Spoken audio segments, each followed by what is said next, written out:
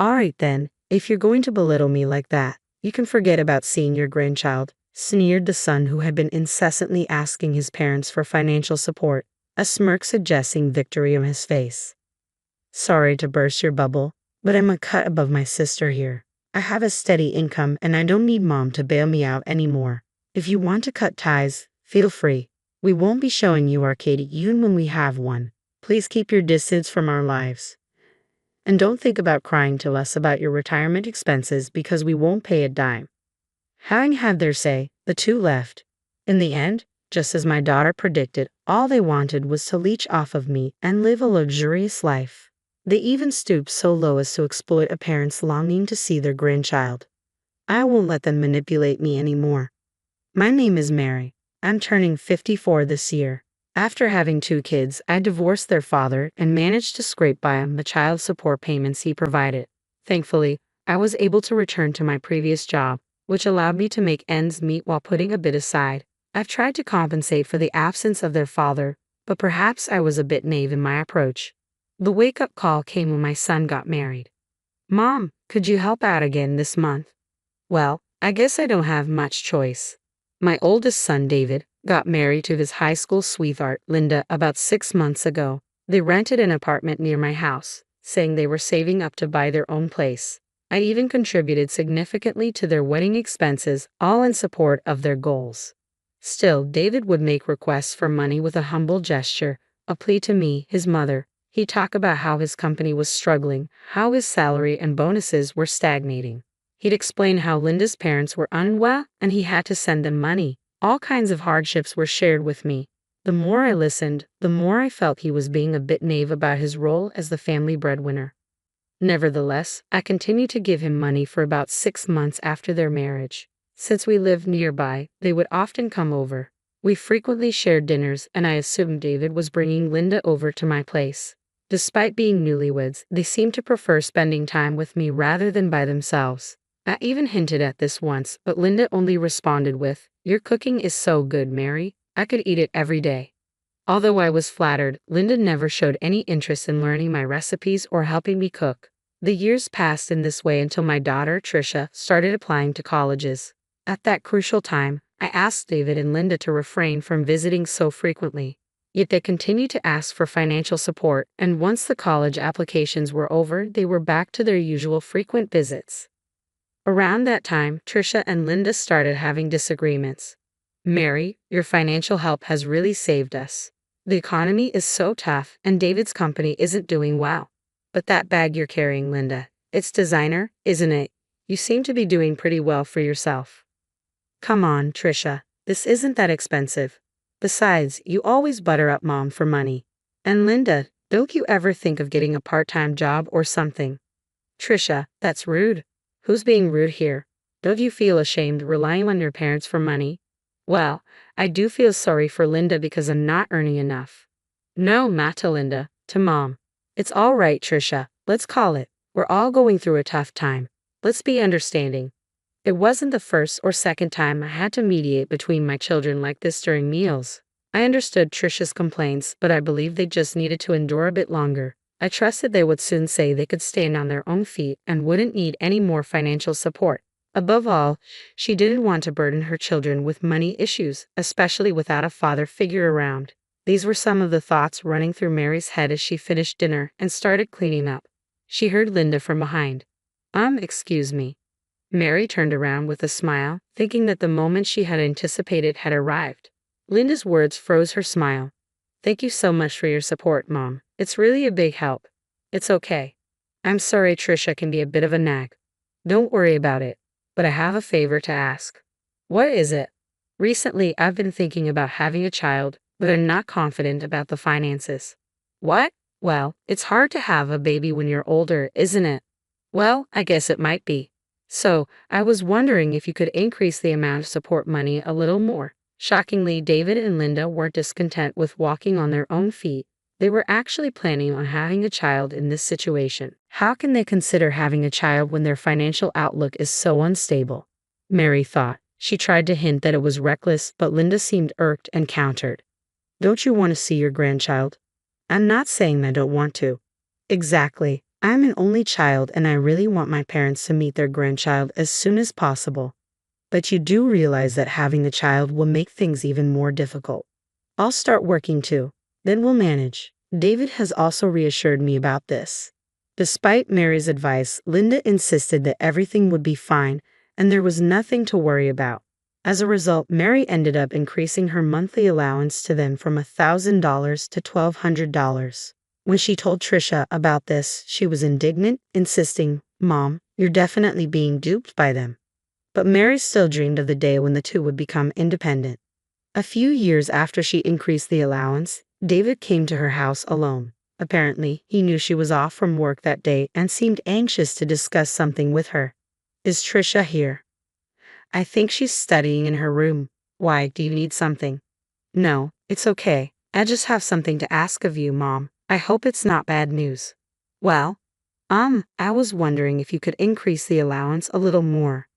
Mary had kind of expected it from David's demeanor, but she was utterly disappointed that both he and Linda just kept asking for money with no remorse.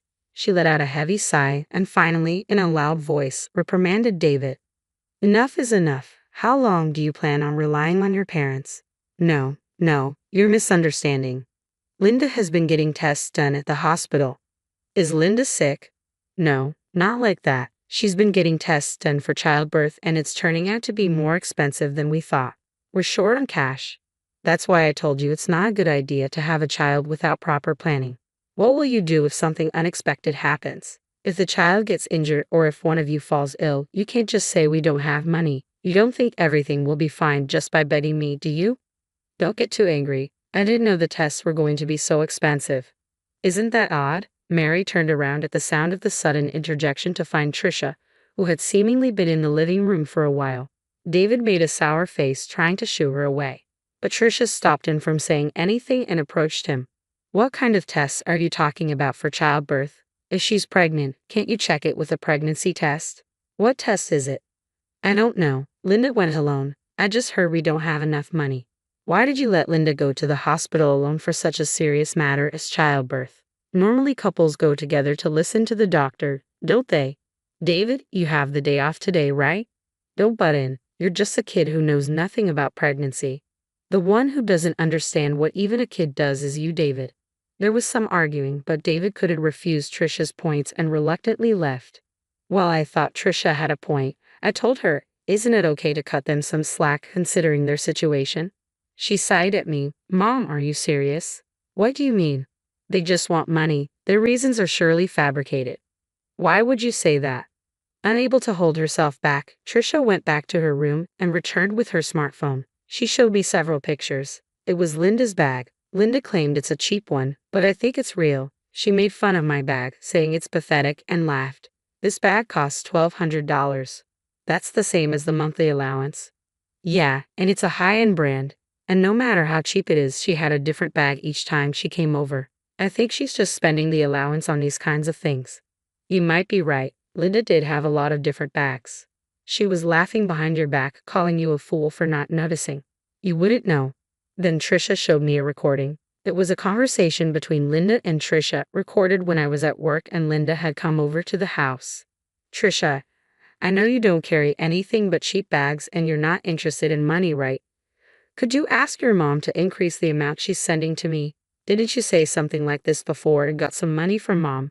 Just an additional $200 isn't enough. Is $1,200 okay? She thinks she's taking care of her son and his dreams for just $1,200. She could at least give us more since she might get to see her grandchild." How audacious. Don't you understand it's better for the world if young people spend the money instead of the old hoarding it? Hey, Mom. Are you still going to keep sending them money after they said all this? Her voice was unmistakably clear. Trisha had secretly recorded their conversation on her phone that was stashed in her pocket. Upon hearing it, I felt both disappointed and deeply sorry for Trisha. She had been exposed to her brother and his wife begging their own mother for money. It was a wake-up call. I need to talk with David and Linda. I'm glad. If you're gonna do that, I'll help you however much I can. Thank you. The next day, I invited the two of them to my house. Linda arrived with one of those $1,200 bags in her hand, her face beaming with delight. Trish and I sat down with them at the living room table. I'm going to stop sending you money. What? What are you talking about? We can't handle this kind of surprise. That's right, mother-in-law.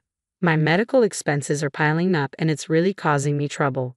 Why don't you just save your money instead of buying those expensive bags? Linda, who initially tried to be humble and gain my favor, sighed heavily as if she had been wronged when I mentioned the bag. Don't you want to see your grandchild? I would feel sorry for the child being born to such irresponsible parents. Are you saying that even though your son is in trouble, you're not going to help us? I've been helping you enough. I've been sending you money for 10 years now, David. You should stop this already. It was you? You must have said something to Mom. Trisha has nothing to do with this. It's my decision based on your behavior.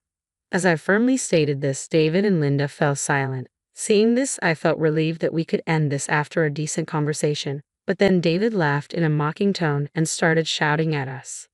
Well, fine. If you're gonna insult me like this, then give up on ever seeing your grandchild. What are you talking about? Weren't you the one who was disrespecting Mom? You kept sending me money because you thought I was useless, right? That's right. You kept paying us because you thought David was struggling, right? What are you trying to say? Sorry to break it to you, but unlike you, I'm actually competent. I've been earning my own money, so I don't need Mom's help. Feel free to stop giving us your petty cash. You're blaming us, but you're just saying you can't go on without the money, right? Yeah, that's right. But don't come crying to us for money for your old age expenses after showing us this attitude. And even if we do have a child, we won't be showing you the baby's face. Never interfere with us again.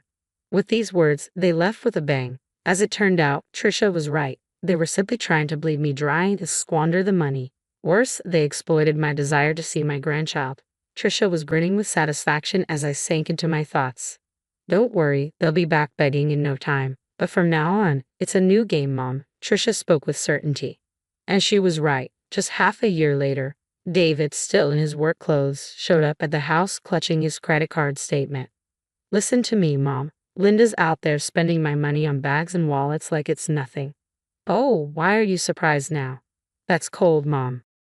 Well, didn't she always behave like that, even when she was receiving $1,200 from me each month? $1,200. She said she was only getting $500. You didn't even know how much allowance I was giving to your wife, did you? That's disappointing. Indeed, I used to put the money in an envelope and give it to the two of them. I felt a headache coming on from my son's pathetic ignorance, not even checking the amount before using it. She's spending that $1,200 on all sorts of useless things, and our savings are depleting rapidly. That's how it's always been. I don't understand why you didn't realize it sooner. My words also served as a critique of my past self. Perhaps by being in the same position now, David might understand a bit of how I felt. But ultimately, David couldn't stop Linda, and he would only rely on me for money. There was nothing I could do for my son, who complained and lashed out without a hint of apology. Their quarrel seemed to continue, unable to stop Linda from spending more than her income. It was no surprise considering they were unable to save even though they were receiving $1,200 a month for free. As I observed their poor financial management, I couldn't help but wonder where I went wrong in raising them. I just kept going, doing as Trisha told me to. Mom, I don't know you moved, was the message I received about 10 days after the move. Trisha had anticipated that David and Linda would come asking for money again. And so, as a precaution, we sold our house and moved to an apartment with easy access to Trisha's workplace. Of course, we didn't tell the two of them our new address. Just as Trisha had predicted, they came to our old place and, finding us gone, sent a frantic email. I received a flurry of apologetic emails from David, mixed with preaching about how he wouldn't care about my old age or his children's future.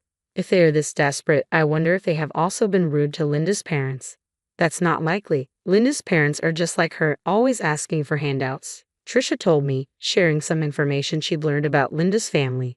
From the $1,200 I used to give her, it seemed Linda had also been passing on some money to her parents. It finally made sense how they could spend so much each month. And now, with their disposable income finally gone, it seemed that David and Linda were being pressed for money by Linda's parents.